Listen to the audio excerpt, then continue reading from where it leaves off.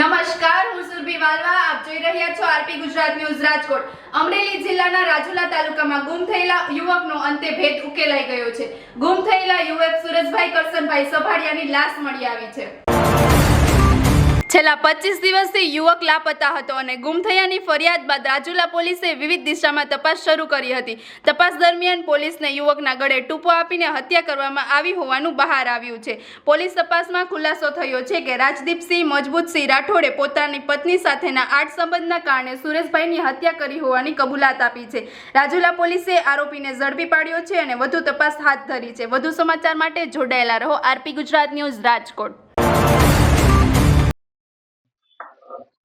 Rajula police station ખાતે 10 ઓક્ટોબરના રોજ એક ગુમ જાણવા જોગની ફરિયાદ આવેલી, જેનામાં જે ફરિયાદી છે લાલજીભાઈ કરશનભાઈ સભાડિયા, તેમના દ્વારા જણાવવામાં આવ્યું હતું કે તારીખ 8-10-2025 થી તેમના ભાઈ સુરેશભાઈ કરશનભાઈ સભાડિયા એ મળેલા ન હતા અને ગુમ હતા, જે રાજુલા પોલીસ સ્ટેશન ખાતે ગુમ જાણવા જોગ નંબર 47/2025 થી રજીસ્ટર કરવામાં આવેલી હતી. અને આ જે ગુમ થનાર વ્યક્તિ છે, એમના જે ડિવાઇસ છે, એમનું ટેકનિકલ સર્વેલન્સ હાથમાં ધરવામાં આવ્યું હતું.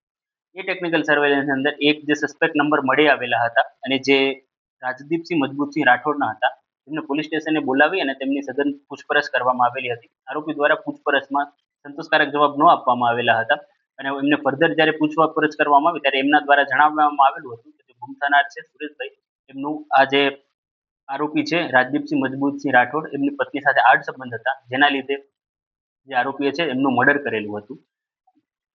આ મર્ડર જે છે એ જે ફરિયાદી છે મરણ જનાર છે, એમના ઘર પર જ થયું હતું અને મર્ડર કરવાના બાદ જે આરોપી છે એમણે જે ડેડ બોડી છે એમને પોતાની બાઇક ઉપરથી લઈ જઈ અને ખંભા તાલુકાના પીપળવા ગામે રોડની સાઈડમાં ફેંકી દીધેલી હતી. અને આજે એમને જે કબૂલાત આપેલી છે એના આધાર પર ડેડ બોડી પણ રિકવર કરવામાં આવેલી છે અને જે ફરિયાદી છે એમને બીજા બિલોંગિંગ છે એ પણ આરોપી પાસેથી રિકવર કરવામાં આવેલું છે અને રાજુલા પોસ્ટ ખાતે આજે મર્ડરનું છે એ કેસ રજીસ્ટર કરવામાં આવેલું છે.